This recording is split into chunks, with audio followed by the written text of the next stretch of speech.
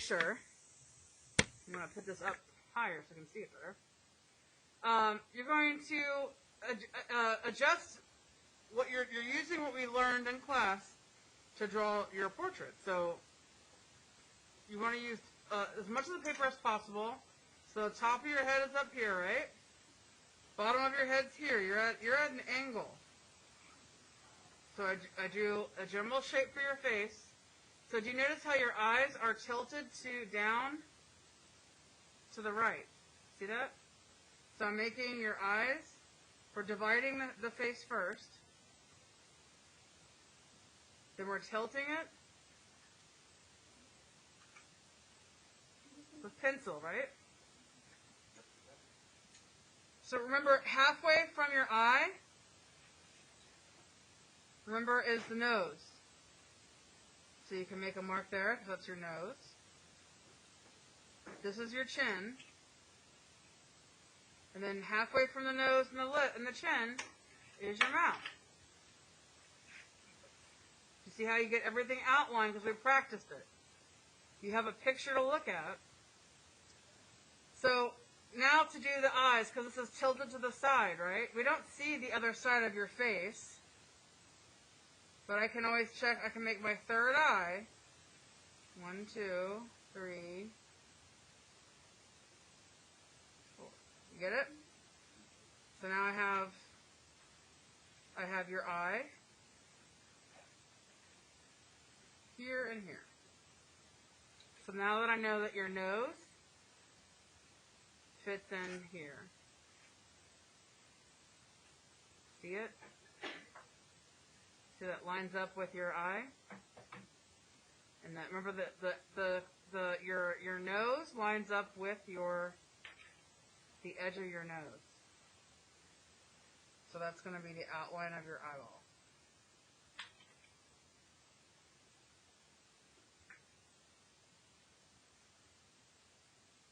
Starting to see you come through? You see it? So remember, this is the edge of your nose. Lines up. So we know your nose here, right? And you have two smaller, but we only see a little bit of that other side. Little chiquito. And then we use those balls to help us draw the shapes of the nose.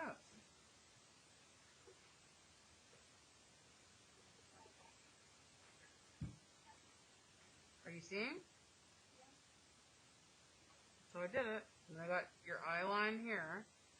So I have your eye shape. Your upper eyelid. And then your eyebrows. You can erase. That's why we're practicing first in pencil. And I can help you make adjustments if you're not able to get something. I'm here to help. So remember your hairline. Remember your hairline? To the top of your head, you can see the back of your hair. But look how far your hairline is. So your hairline, the part in your hair is right here above your nose. So you have hair that comes down and cuts into your eye. You see it? So I have all your hair here. And then the rest of your hair goes behind here, and you have your hand. Notice your hand ends right here where your the nose is. Okay, so now I have your hair. I have your eyebrows. Make that hairline a little bit smaller.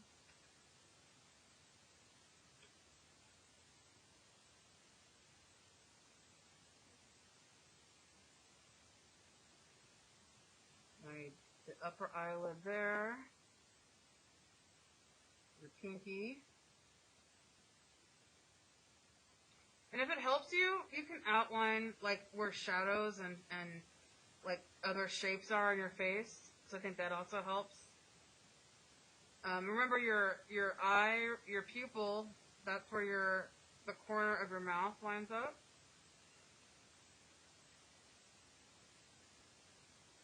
So now you know that you have your lips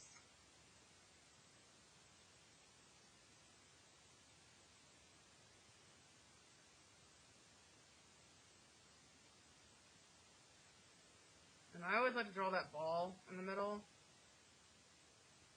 It just helps make your upper lip fuller and more poutier, because everybody usually has a fuller upper lip. And then we got your lower lip.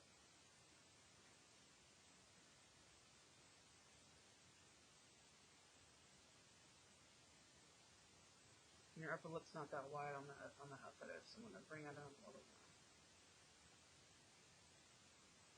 And then you can adjust, like you can see, like the distance here from your face.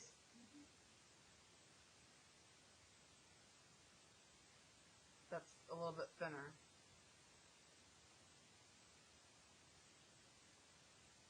See how I'm using that, all the spacing we practiced. So eye, nose, lips, chin.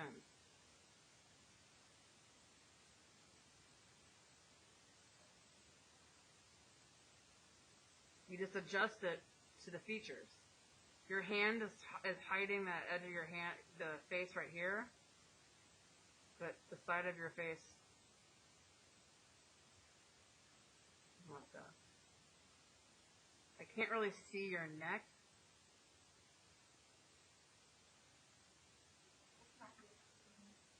Oh, okay.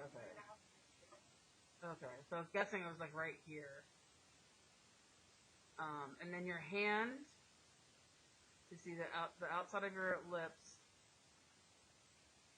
and then you have your face here, and there's like a shadow underneath, and then your hand actually comes down lower, and your hand is a cylinder.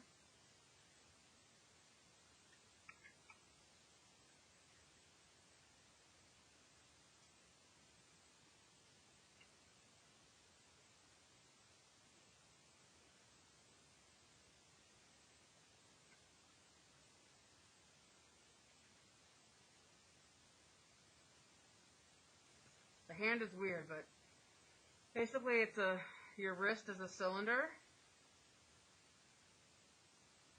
and then your hand, or it's like, think about like a chicken breast, or like a deck of cards. Or it's a solid shape. It's coming from the back, so it's weird. So I always think about chicken because it looks like chicken right there. And then you always have this little line right here that shows where the middle part of that hand is. This comes up, and then right underneath your eyebrow, your fingers is kind of wrapped around. And this hand goes in a little bit more of the upper knuckle. But yeah. So once you get the basic shapes drawn in, after you get this done, that's when you're gonna come back in and you're gonna start adding the value. Wherever you see shading on your piece, and you're just gonna start shading it in with a pencil, and then we're practicing first with pencil. Make any corrections before you start shading it in. But once you start shading it in, just trying and get all the value shaded in, same way we did when we first started. And then we'll do the charcoal. If you guys finish early with your charcoal portraits, you can make Christmas ornaments or cards for people. But the whole goal is that you're it's okay to use, you can use either a photo reference or you can use a mirror. You can use either one, I don't mind. As long as you're looking and you're trying to get a more accurate portrait than what you first started out with, I think we'll be good.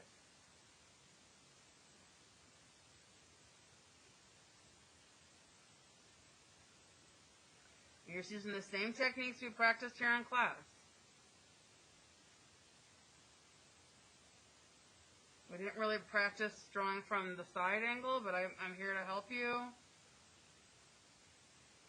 with whatever you need.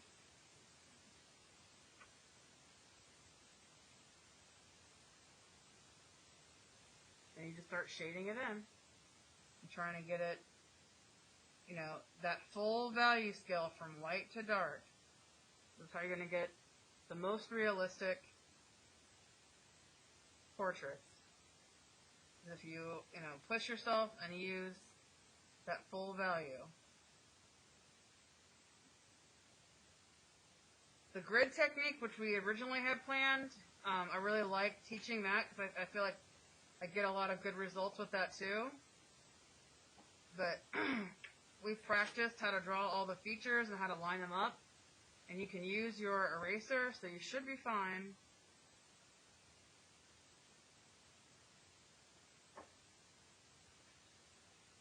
You just got to try. And it's going to get easier the more you practice. It's always harder at first. But you guys can see already, I started shading one side. I already got half of the face done. It goes real quickly. But you're just, you can use any pictures you want to practice. But I want you to practice one face full on, one face to the side, and then hair. We didn't talk about hair. But hair is basically just value. So I'm doing Dayanara's hair right now first. So this is her hair part. And I always lay down value first, like I just did. And I like to use my tortillon. If you didn't get a tortillon, I've got more over here that you can use. This is a blending stick. Please do not tear it open. You cannot sharpen these. Oh, it's primarily used, the small tip is to help you get edges and corners. And this just helps you smooth really fast. And then you have a larger area. Look how fast and soft that makes everything. This is the best tool for fast shading and that I recommend all of you guys using. But you have to use the pencil first. Okay? So I got all of that shaded in. You can also use your eraser the same way. So if I use too much and I need to pull stuff away, I can use my eraser, and I have more eraser chops if you need it, to pull that highlight back out. Because right behind your nose is a really nice shadow there. There's also a highlight right there on your eyelid.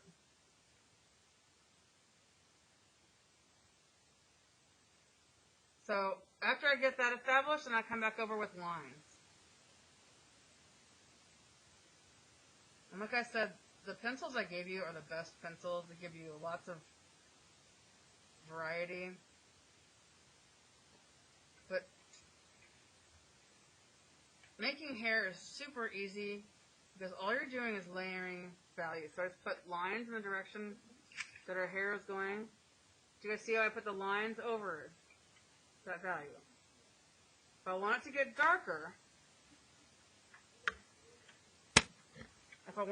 darker, I just layer more value in, or I press harder with my pencil. I can also take my eraser and I can pull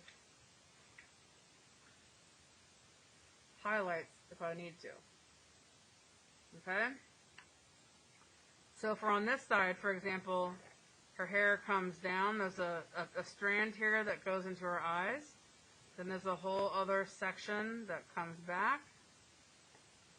And this is all dark. So to show dark hair, I'll show one strand. If you guys, I don't know if you remember the first activity we practiced with line weight. Remember when we did dark, light, dark? And then we did light, dark, light, light, dark, light. Do you guys remember that? Strands of hair. See how it looks like hair? Same thing here. Your hair is pretty dark. It gets light in some areas. It's usually dark, light, dark. Dark, light, dark. Dark, light, dark. You see how that's starting to work? dark, light, dark. If you want to get darker, you just increase the lines. Or add shading. See that? Now I've got a shadow there. There's a highlight here, it starts to get darker. So again, I can add shading, or I can add more line. Both works. So I'm going to get that nice gradation from light to dark. And again, don't forget your trusty tool. This can be your best friend.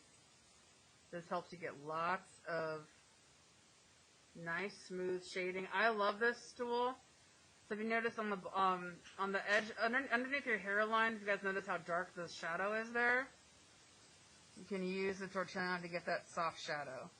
Because you don't want a lot of, usually unless you're in a lot of shadow, your forehead is primarily light, but you have a really nice soft shadow all the way across.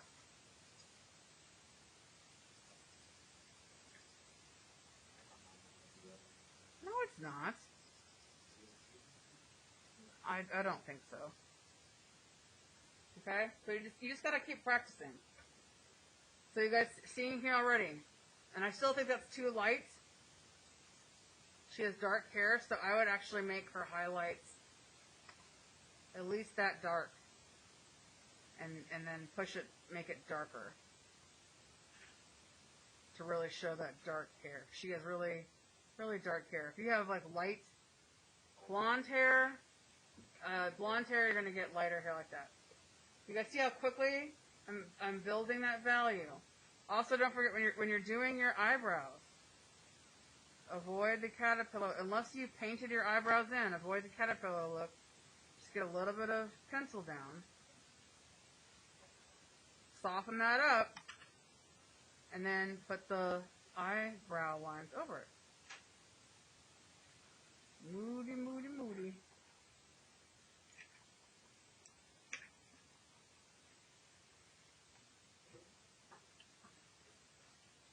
And also, don't forget to erase the lines. Like, I don't make those lines anymore. They're pretty much invisible in my head when I'm drawing. I just, like, figure out something looks strange. Like, I can see right here, see how her nostrils too low. So I can make that correction in my head. So that's why it's important to make sure that you guys are erasing properly and not drawing too dark, so that if you need to make a correction,